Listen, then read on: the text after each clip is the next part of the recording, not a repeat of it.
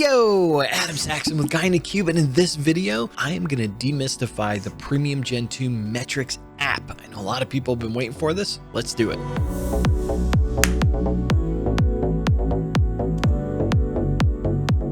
If you're finding us for the first time, be sure to hit that subscribe button to stay up to date with all the videos from both Patrick and myself. All right, the Power BI Premium Gen 2 Metrics app. It's had a few updates since it first came out, and I think it's at a point now where I need to show you what it's all about and tell you how you can actually use this to help you with managing your premium capacity. If you're new to it, it may not make a lot of sense, so I want to help you level up your skills in that area and try to answer your questions. All right, enough of all this talking. You know how we like to do it here on Gen2. Let's do what? Let's head over to my machine. First thing we need to do before we do anything else is we need to install the app. So we have to go to apps, and then we'll go to get apps and search for premium. All right, you're going to see two items here. This is the Gen 1 metrics app. So the gray background, Gen 1. This is the new one. This is the Gen 2 app. So let's go grab that. We'll say get it now. All right, we've got our information entered. We'll hit continue, and it will go ahead and ask us a few things. So first off, we want to say, yep, we want to install this app. And what it's going to do is it's going to install it and create a workspace for you. There's a couple of things we need to do though before we get going here. So you'll notice there's a new app here. So this premium capacity utilization metrics, and it's got a timestamp on it. We need to first go to the report itself. So let's go in there. It's going to load the report, and we're going to have to answer a few questions here. So we'll say connect. All right, we'll enter our capacity ID, UTC offset. So this is just where you're located, right? For me, it's I'm in the great state of Texas, so Central Time. So I'm going to put -5. Then there's a couple things here, and this isn't necessarily obvious to folks. There is a scroll bar here. So if you scroll down, it's going to ask you for time point and time point 2. These you can put any date that you want, right? So this doesn't need to be anything specific. These are parameters that the app uses to manage the range of what it's going to be looking at. And so it'll hijack these as part of the app. You don't need to worry about it. So I'm just going to put in a date here of December 1st, and I'm going to use the same date for both. There's also an advanced section, but you don't necessarily need to worry about that. Just leave it on, automatic refresh. That's good. Then we'll hit next. It's going to ask us to connect. There's 2 of these. So we're just going to hit sign in and continue. Make sure privacy level says organizational.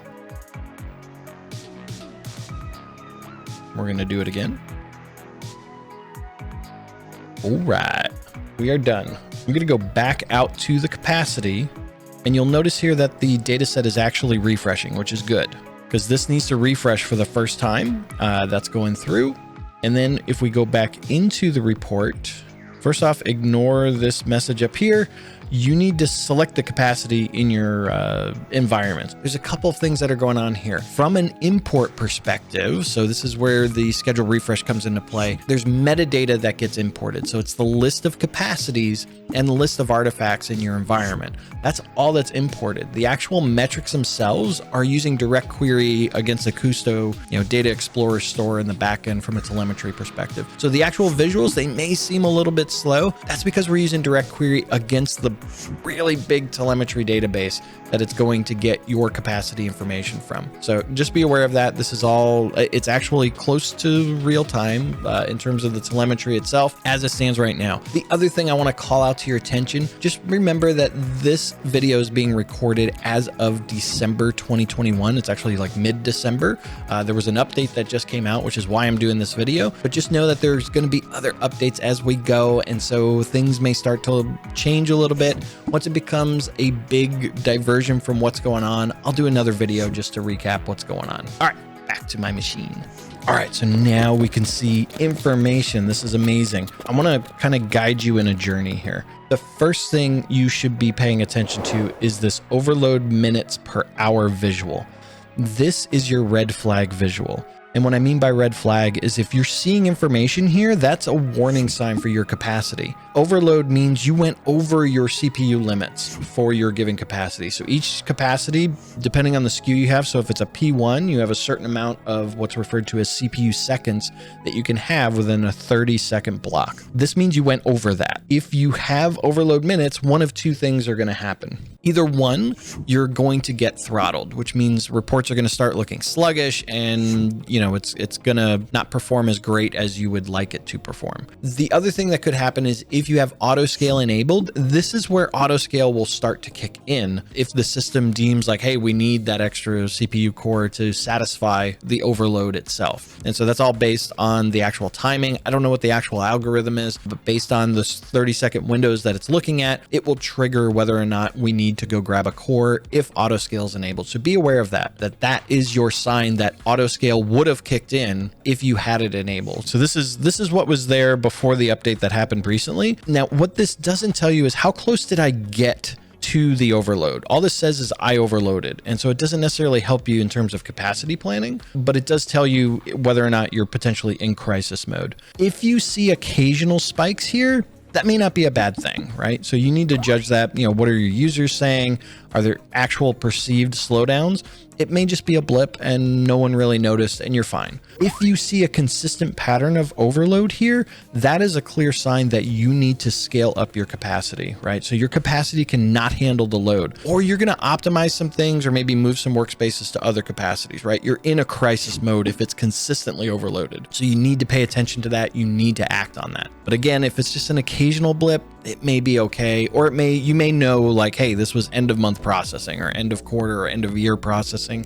I know we were getting hit hard. And so maybe that's a great use case for enabling Autoscale, right? You want to handle that known blip that's going to come up and satisfy that load just for that momentary period of time. The other thing we can see here is the data sets that are there and what information is present. I will come back to some of these other visuals in a minute, but one thing you can do here is we know that Phil's test data set is our problem data set. That's the one that's taking all of the information. We can see here from a CPU second perspective, it's got the largest number of CPU seconds. The duration's also the longest. You can also see a column called overload minutes.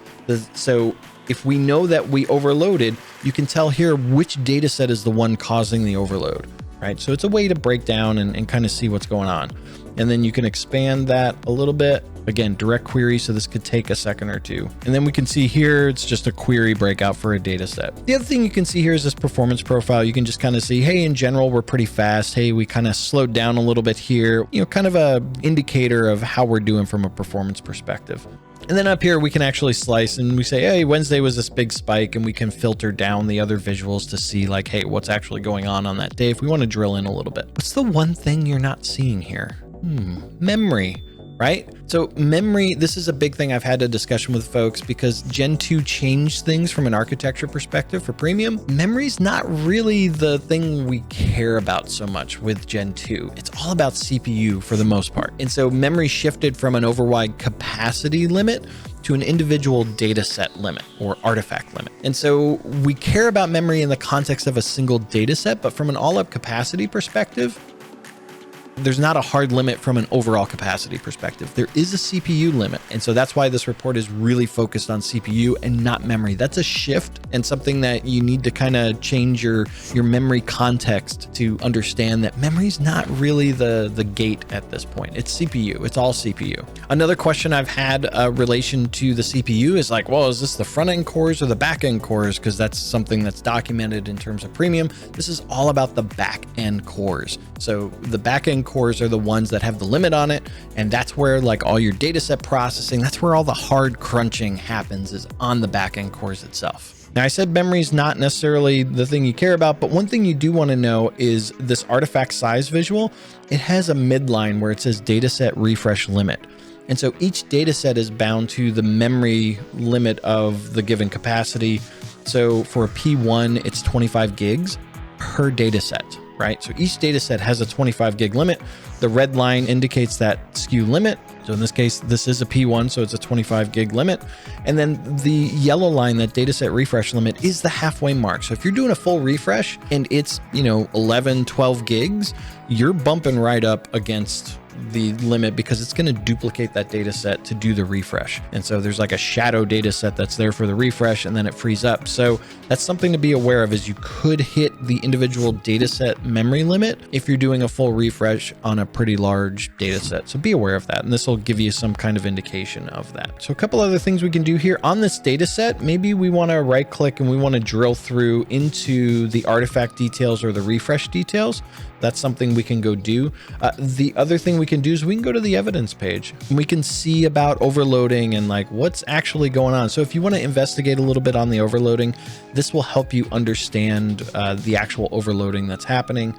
It can help you drill down a little bit more. But now I want to show you, this was the recent update, and this is what I love about this app. This is what's going to help you understand what's going on before you ever hit that overload. This is the thing. This visual up here, you're going to see background CPU, interactive CPU, and then CPU limit. Let me go ahead and expand this out so we can see it. So now what we've got, the CPU limit, this is, I'm on a P1, right? So each capacity has a certain number. This is defined as CPU seconds of what your limit is, and that's from a 30-second block. And so if I hover over this, you can see that my CPU limit is 120 CPU seconds per 30-second window for a P1. And now what you can see here is what happened on this. So red is interactive CPU. So these are reports people are interacting with. This isn't like a refresh in the background. If you did have refreshes, you'd see some blue lines here. But now we can see, hey, we overloaded. And in here, oh, we got pretty close to the line, but we didn't actually overload. So now I can go investigate, hey, if I did have a spike that was kind of close, but it didn't actually overload, now I can actually see what that was and go investigate what it is. Right click on the line, you can do drill through to time point detail. So what this does is for that given minute and second, you can actually go see what was causing the activity in this block. All right, so from this perspective, this red line is where we are right now. And the other red line we can see is the CPU limit. And what we can do here is we can actually see, okay, what was going on in this time slice? And we can see how many seconds it was taking up. We've got our CPU limit here to remind you. This is our SKU that we're on. And from here, we can see these are all the items, the durations and the CPU seconds that contributed to the total. And we can see here the total for this time block is 296 CPU seconds, which is clearly over the 120. Okay, so what was doing it? And there were a couple of queries here against this given data set so that you can know where you need to go optimize or do something. This is the key for where we need to go spend our activity to optimize the capacity so that it's working efficiently. So even if you didn't cross that limit line, you can actually go see, hey, there's one data set out there that's really taking a lot of the resources and we need to go do something about that. Whether that's optimizing the model at all, which is my main primary recommendation. It takes a little bit of time, or maybe moving that workspace off to another capacity to kind of isolate it a little bit so it's not impacting other workloads on this capacity. So you'd also see background operations too, if there were refreshes going on, to see how that contributes to the picture as well. The other thing that's cool here is we can see, hey, we're at this time point, but there was also the spike over here. So maybe I just want to right click there and go to that point in time as well. And so we can jump around and go see what's going on and drill into what is my capacity doing? What data set is actually causing the problem? What workspace is that data set assigned to? And then I can go talk to the people that own that workspace and data set. Here we go. This one was 237 CPU seconds, right? Clearly over the 120 CPU seconds. So this is really how I can go dig in. So when you look at these artifact names, this fill test dataset YR max, that is the workspace name. And then we've got our data set, that's the artifact type, and then the actual data set name itself, which is called load test. So let's go back to the overview. I just want to show you a few more things here. So we can see other items here. So if I go to the operations tab, we can see different artifacts that are here. So in this case, I've only got data set artifacts, but you'd be able to see if you're running paginated reports, data flows, things of that nature, that would show up differently in this line. So you can see which ones are consuming what. So in this case, if I hover over, this is the actual, this green is data sets. And so you'd see different colors for different workload types. So you can get a feel for what's consuming the CPU the most in that given time or window. You know, we can select Wednesday. Again, this will filter down the other visuals, just like a Power BI report. It's amazing, right? So we can go see where did this stuff happen. I can drill down, so I can go into given items a little deeper into Wednesday, right? So these are the different hours from a Wednesday perspective. And then we can then drill down into the artifact details and the refresh details. And then we can see the durations, CPU, and then the given users that were actually causing the items. And then if we go to the refresh tab, we can actually see information about dataset refreshes all up on the capacity and see what's going on there as well. In this case, there's no refreshes for this given capacity. All right, a couple other things to be aware of. First off, this does work for embedded capacities as well. So if you got Azure Power BI embedded capacities, they'll show up here as well. You can see all capacities that you have rights to, you will see in that drop-down list for the given capacity. So obviously it's targeted more towards admins, but admins, if you give certain capacity admin rights to other users, they'll be able to see this as well. So it's just a way to help spread the load of capacity management. All right, did this help you understand the capacity metrics app? Do you have other questions? Let me know down in the comments below. We'll try and answer as many as we have, and I'll ask the product team also to maybe weigh in and take a look at those too if I don't know the answer. And like I said, we will be doing updates for this as major updates come to the app, just to keep you up to date on how to use it and where to go get it. If you like this video, be sure to hit that big thumbs up button, smash it if you so desire. If it's your first time here, hit that subscribe button. And as always, from both Patrick and myself, thank you so much for watching. Keep being awesome, and we'll see you in the next video.